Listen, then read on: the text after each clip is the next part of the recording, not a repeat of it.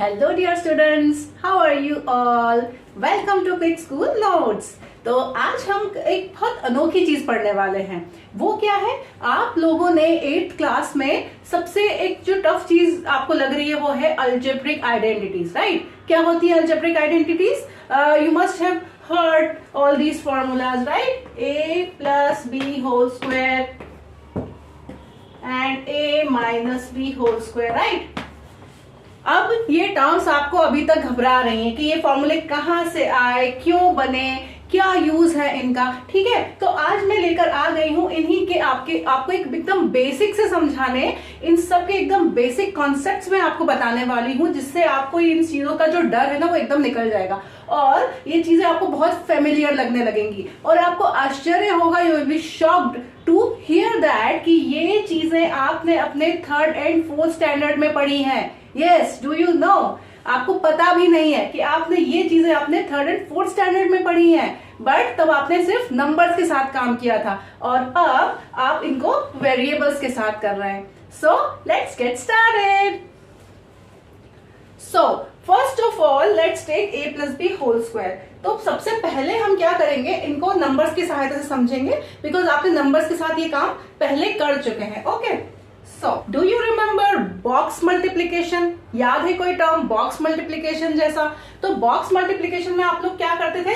Let's take example of a number 12, right? अगर मैं बोलूं कि मुझे 12 into 12 करना है, ठीक है, अब याद करिए जब आप छोटी क्लास में हुआ करते थे, जब आपको प्रॉपर मल्टीप्लीकेशन नहीं आता था, तो आपको हम किस तरह से सॉल्व करवाते थे? 12 को आप क्या लिखते थे? 10 plus 2, right? And again this 12, 10 plus 2, because 10 was a easy number for you rather than 12, है ना? 10 was a easy number and 2 was also a easy number. तो जब 10 और 2 easy numbers हो जाते थे तब आपको कहा जाता था एक बॉक्स बनाइए। तो आप एक बॉक्स बनाते थे और फिर इस बॉक्स में आप डिवीजन करते थे। कैसे? 10 and 2। तो यहां पे आप लिखते थे 10 and 1 line, then 2। तो ये दो सेपरेट सेक्शंस बन गए 10 and 2 के। then again this one 10 and 2, यहां आपने लिखा 10 and 2 और ये एक बॉक्स बना लिया। ओके, इस तरह से एक बॉक्स बन गया। अब आप क्या करेंगे? 10 into 10 करेंगे, right? So 10 into 10 is easy, right? 2 zeros, तो ये बन गया आपका 100। then 10 into 2 20, then this 10 into 20 and this 2 into 2 4, right? ये हो जाता था। अब आपसे कहा जाता था कि ये जो चारों बॉक्सेस हैं इन्हें आप ऐड कर दीजिए, क्योंकि आपके लिए उस क्लास में एडिशन इजी हुआ करता था रादर देन मल्टीप्लिकेशन। तो आप क्या करते थे? फिर इन सारे नंबर्स को सेपरेटली साइड में ऐड कर देते थे। कैसे? 100 plus 20 plus 20 and 4। ओके, जब हम इन सबको ऐड कर देते थे तो क्या आंसर आ जाता था? 4 4 and 1 144।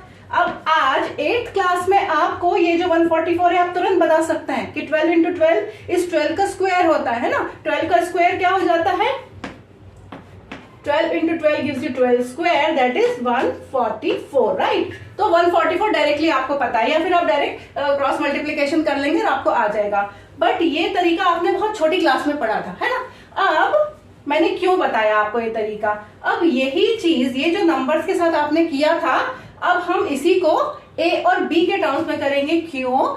क्योंकि आगे आने वाले बड़ी क्लासेस में आपको सारे काम वेरिएबल्स के साथ करने हैं, राइट? बिकॉज फिक्स्ड नंबर आपको हमेशा नहीं मिलेंगे। आपको आगे जाके कॉलेजेस में या हायर क्लासेस में या फिर आपके जॉब में या आप कोई किसी प्रोग्रामिंग करेंगे, कंप्यूटर प्रोग्रामिंग में, कई जगह पे, इंडस्ट्रीज में कई जगह पे आपको फिक्स्ड नंबर के कैलकुलेशन कभी नहीं मिलेंगे, बिकॉज अब आपको उस एक हायर लेवल जाना है, राइट? सो हायर लेवल जाने के लिए आपको हमेशा वेरिएबल्स के साथ काम करना पड़ेगा, क्योंकि आपका डेटा कभी भी चेंज हो सकता है। ओके, ये मैं आपको एक और वीडियो में पहले बता चुकी हूँ फैक्टराइजेशन के इंट्रो में, कि आपको जैसे आपने किसी जॉब करी किसी कंपनी में, अब आपका कोई कस्टमर का डेटा है, किसी चीज का प्राइस है, हमेशा वेरी हो रहा है, बार बार चीजें वेरी हो रही है, तो आप उस केस में एक फिक्स नंबर के साथ काम नहीं कर सकते, तो आपको एक एक्सप्रेशन चाहिए, राइट? सो वही एक्सप्रेशन बनाते हैं हमारे अल्जेब्रिक एक्सप्रेशन। अब इन अल्जेब्रिक एक्सप्रेशन बनाने के लिए देखिए, आपको ये समझ में आया कॉन्सेप्ट? नाउ अभी मैं इसके ही साथ आपको a एंड b लेकर करके बताती है। So 10 plus 2 I have not removed, मैं इसको a प्लस b के टर्म में लिख रही हूँ। एक टर्म है मेरा a plus b into a plus b, ठीक है ना। a plus b into a plus b can be written as a plus b whole square. Yes, I hope it's clear to you. A plus b into a plus b can be written as a plus b whole square. अब ये जो a plus b whole square है, इसमें क्या है? a जो है, a था हमारा 10 and b था 2, right? Now again I will make the same box, but now I will take the values as a and b. Okay? तो अब फिर से मैंने बॉक्स बनाया। Take a here, b here, a here and b here. Okay, boxes can be big or small depending upon the values, है ना। कभी b बड़ा हो सकता है, कभी a बड़ा हो सकता है, तो बॉक्स कोई जरूरी नहीं इक्वल बनेंगे, आपके वैल्यूज के अकॉर्डिंग बनेंगे। Now do the box multiplication. a into a square, a into b ab, a into b ab and b into b square. Okay, very easy. Now क्या करा था हमने, सबको ऐड कर दिया था। डू द एडिशन, हम वर्टिकली नहीं हॉरिजॉन्टली लिखने वाले हैं। तो a into a square plus a b plus again a b plus b square. So a b plus a B will give you 2ab. So what I can write here, a square plus 2ab plus b square. तो क्या बन गया, a plus b whole square will give you always a square plus 2ab plus b square. यही था formula, है ना। तो याद आ गया आपको, ये हमने थर्ड क्लास में यही पढ़ा था, बस उसके टर्म्स बदल गए, उसके नंबर्स वेरिएबल हो गए और हम इनसे डरने लगे। देखिए वही बचपन की चीज थी है।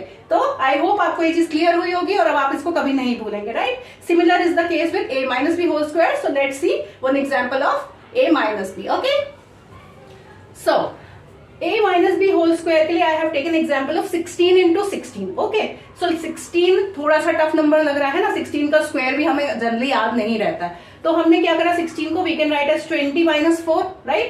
And again 20 minus 4. अब 20 minus 4 को फिर से मैं बॉक्स बनाती हूँ।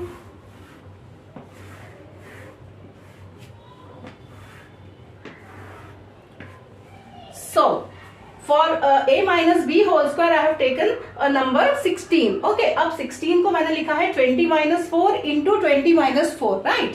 अब जब मैं बॉक्स बनाऊंगी तो what will be the difference here, क्योंकि a प्लस b में दोनों नंबर्स पॉजिटिव थे तो हमने पॉजिटिव नंबर्स ले लिए थे, बट a माइनस b में जो सेकेंड नंबर है that will come with a negative sign. इस माइनस को हम छोड़ नहीं सकते हैं, तो इसको मैं लिखूंगी 20 एंड माइनस 4। ओके, सो जो सेकेंड बॉक्स है वो बनेगा -4 का। तो 20 एंड -4, 20 एंड -4।